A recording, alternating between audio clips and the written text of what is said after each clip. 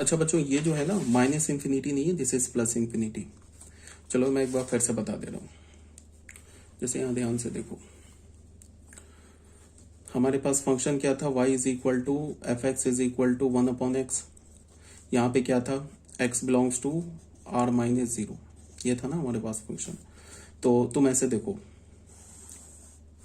ये हमारे पास 0 है, तो x का वैल्यू हम लोग क्या करेंगे, एक बार 0 के क्लोज रखेंगे राइट हैंड साइड पे, एक बार 0 के क्लोज रखेंगे लेफ्ट हैंड साइड पे, एक बार x को हम लोग ले जाएंगे पॉजिटिव इन्फिनिटी, एक बार x को ले जाएंगे नेगेटिव इन्फिनिटी, और y का बिहेवियर देखेंगे कि y किस तरह से चेंज हो रहा है।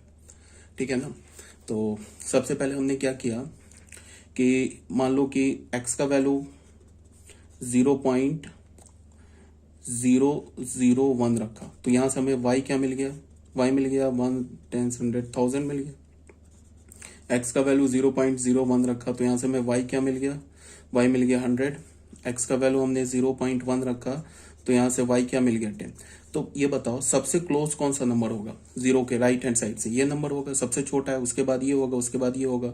सपोज दैट कि हमारे पास 0.001 यहाँ पे कोई पॉइंट है, 0.01 यहाँ पे पॉइंट है एंड 0.1 यहाँ पे पॉइंट है। तो तुम ऐसे देखो, 0.1 से हम आए कहाँ पे, 0.1 पे क्या वैल्यू है 10, 0.1 से हम आए 0.01 पे, वैल्यू क्या हो गया 100। उसके बाद कहाँ पे आ गए 0.001 पे, वैल्यू क्या हो गया 1000। और क्लोज जाएंगे तो 0.0001 पे जाएंगे तो क्या वैल्यू हो जाएगा 10,000। तो हमें क्या पता चल रहा है, इस ऑब्जर्वेशन से क्या पता चल रहा है, x इज टेंडिंग टू 0+। ऐसे लिखने का क्या मतलब है कि x 0 को अप्रोच कर रहा है, मतलब हम x की वैल्यू क्या ले रहे हैं, 0 के क्लोज ले रहे हैं बट ग्रेटर देन 0 ले रहे हैं। तो ये क्या इंप्लाई करेगा, y is tending two plus infinity. ठीक है। अब एक बार फिर क्या करते हैं, हम x का वैल्यू -0.01 लेते हैं, तो यहां से हमें y का वैल्यू क्या मिल गया, -0.01 लेते हैं, तो y का हमें क्या वैल्यू मिल गया -1000। एक बार x का वैल्यू लेते हैं -0.01, तो यहां से y का वैल्यू क्या मिल गया -100। फिर एक बार x का वैल्यू लेते हैं -0.1, तो यहां से y का वैल्यू क्या मिल गया हमें -10। तो अब जरा तुम बात को ध्यान से देखो, ये जो -0.01 जो है ये x के ज्यादा क्लोज है, सबसे क्लोज होगा, यहाँ पे कोई पॉइंट होगा -0.01। उसके बाद क्या होगा, -0.001 यहाँ पे होगा, -0.01 इससे थोड़ा आगे होगा, -0.1 यहाँ पे होगा। तो अब तुम ऐसे देखो, जब हम x को 0 की ओर ले जा रहे हैं from the left hand side, मतलब x को इंक्रीज करके 0 की ओर ले जा रहे हैं, तो y का बिहेवियर देखो, सबसे आगे यहां से फिर हम लोग कहाँ गए, सबसे आगे हमारे क्या पास क्या है -0.01। उसके बाद और क्लोज गए, ये वाला पॉइंट क्या -0.01, ये पॉइंट है -0.1। उसके आगे गए तो क्या मिल गया हमें -0.01, तो वैल्यू क्या हो गया -10 से -100 हो गया। और क्लोज गए तो क्या हमें मिला -0.001, तो वैल्यू क्या मिल गया -1000। तो यहां से हमें क्या पता चल रहा है, इस ऑब्जर्वेशन को देख के क्या पता चल रहा है, इस ऑब्जर्वेशन को देख के हमें यह पता चल रहा है कि अगर x जो है वो अप्रोच करे 0 को लेफ्ट हैंड साइड से, देन y किसे अप्रोच करेगा, -इंफिनिटी को। ठीक है, y -इंफिनिटी को अप्रोच करेगा। अब तुम ऐसे देखो, अगर हमने x का वैल्यू 100 ले लिया, तो यहां से हमें y का वैल्यू क्या मिल गया 1/100। 1/100 क्या हो गया 0.01 हो गया। x का वैल्यू अगर हमने 1000 ले लिया, तो हमें y का वैल्यू क्या मिल गया 1/1000। तो क्या मिल गया, गलत मैं कैसे लिख रहा हूँ यार, ठीक तो है 0.01, ये क्या हो 0.001। ठीक है, x का वैल्यू हमने 10,000 ले लिया, तो यहां से हमें y का वैल्यू क्या मिल गया 1/10,000, तो 0.00101 ऐसे मिल गया। तो इससे हमें क्या पता चल रहा है कि देखो, जैसे जैसे हम क्या कर रहे हैं, x के वैल्यू को इंक्रीज कर रहे हैं ना, y का वैल्यू डिक्रीज हो रहा है, और कहां जा रहा है 0 की ओर। देखो 0.01 से कहां आ गया 0.001, 0.001 अगर कुछ यहां है तो 0.001 0 के और क्लोज आ गया। फिर क्या हो गया 0.00001 और क्लोज आ गया। तो यहां से हमें क्या पता चल रहा है, x is tending two plus infinity. ये क्या इंप्लाई कर रहा है, y इज टेंडिंग टू 0+। ठीक है, अब x को हम क्या कर रहे हैं -इंफिनिटी की ओर ले जा रहे हैं, मान लो कि 100 ले गए, तो यहां से हमें y क्या मिल गया -0.01। फिर x को हम ले गए -1000, तो y क्या मिल गया हमें -0.001। x को और ले गए -10,000, तो हमें y की वैल्यू क्या मिल गई, -0.0001।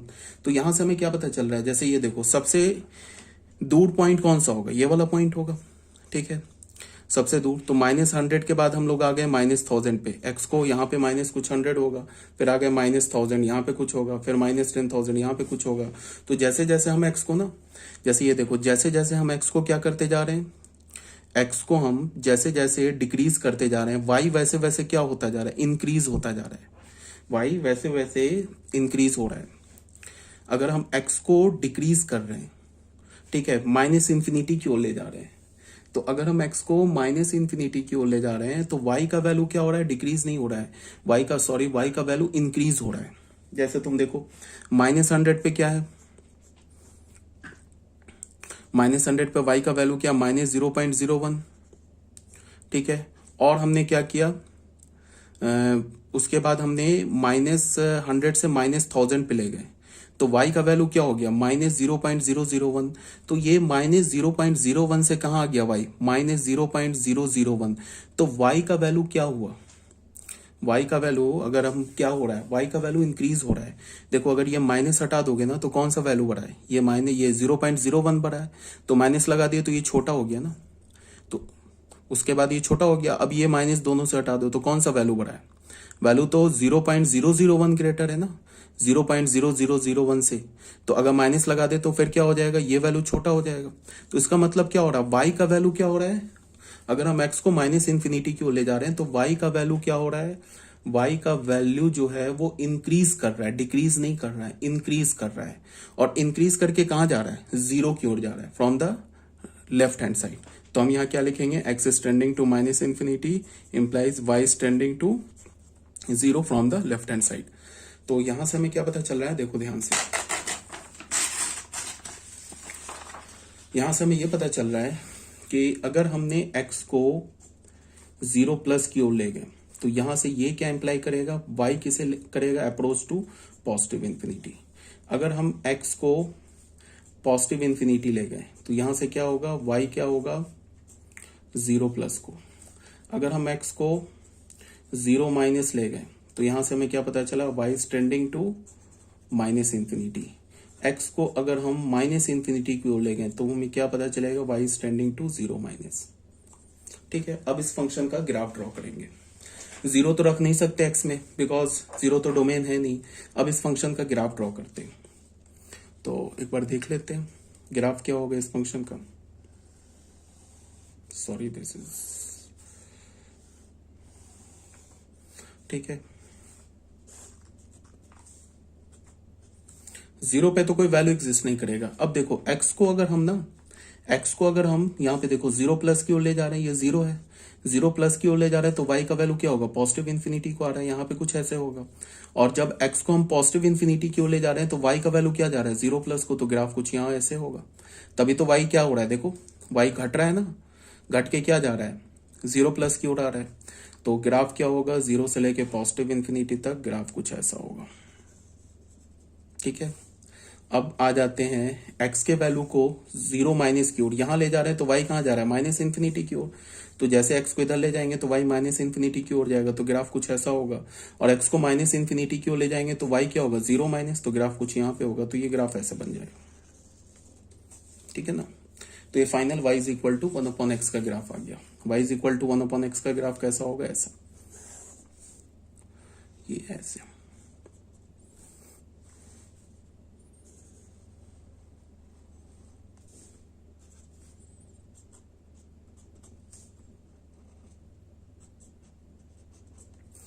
देखो बच्चों, ये x है ना, x को हम ऐसे करके ना, देखो 0 की ओर ले जा रहे हैं राइट हैंड साइड से। तो देखो y का वैल्यू यहाँ पे है, और जितना ले जाओगे ना 0 के क्लोज, नंबर का तो कोई एंड है नहीं, तुम इन्फिनाइट टाइम तक 0 के क्लोज ले जा सकते हो। तो y का वैल्यू देख रहे हो बढ़ रहा है, पॉजिटिव इंफिनिटी की ओर जा रहा है। यहाँ पे जो वैल्यू है, जैसे जैसे हम x को ना 0 की ओर लेते जा रहे हैं राइट हैंड साइड से, y का वैल्यू इंक्रीज हो रहा है। और कहाँ जा रहा है, पॉजिटिव इंफिनिटी की ओर। अब जैसे देखो हम x के वैल्यू को पॉजिटिव इंफिनिटी ले जा रहे हैं तो y का वैल्यू देखो डिक्रीज हो रहा है, यहाँ पे कुछ वैल्यू होगा, और यहाँ ले जाएंगे तो नीचे यहाँ पे कुछ वैल्यू होगा। तो y का वैल्यू डिक्रीज हो रहा है, लेकिन जा रहा है किधर, 0+ को ही जा रहा है कहाँ, 0+ को। कहने का ये मतलब है कि देखो बड़े ग्राफ में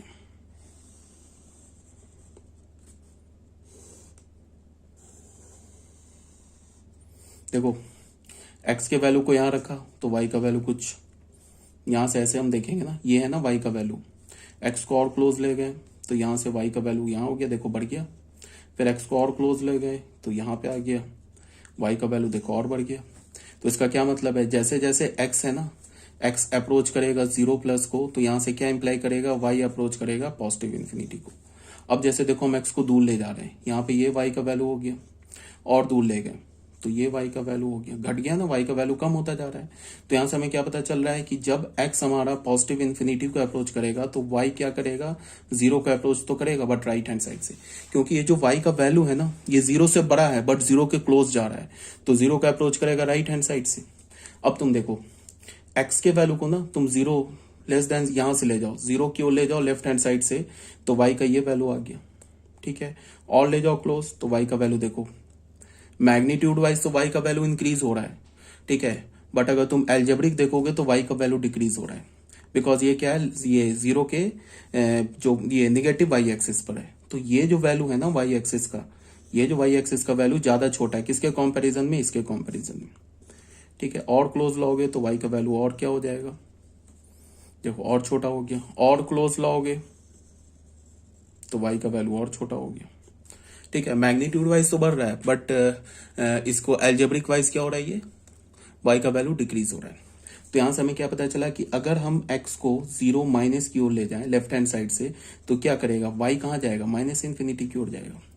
अब तुम देखो x को तुम माइनस इन्फिनिटी की ओर ले जाओ, यहाँ पे ले गए y का वैल्यू ये इतना है, और दूर ले गए तो y का वैल्यू देखो घट गया ना, ये है ना y का वैल्यू। इसी का तो जो मैं ये होगा y कोऑर्डिनेट होगा, इस पॉइंट का जो y कोऑर्डिनेट होगा, इस पॉइंट मान लो ये अल्फा है, इस अल्फा कॉमा 0 है, और ये हमारा पॉइंट क्या हो जाएगा, मान लो ये पॉइंट हो गया हमारा 0 कॉमा बीटा, और ये पॉइंट जो हमारा गामा कॉमा 0 है, ये वाला पॉइंट, तो ये वाला पॉइंट क्या हो जाएगा, मान लो ये 0 कॉमा डेल्टा। तो ऑब्वियस सी बात है ना, डेल्टा जो है वो छोटा है ना बीटा से, ठीक है ना।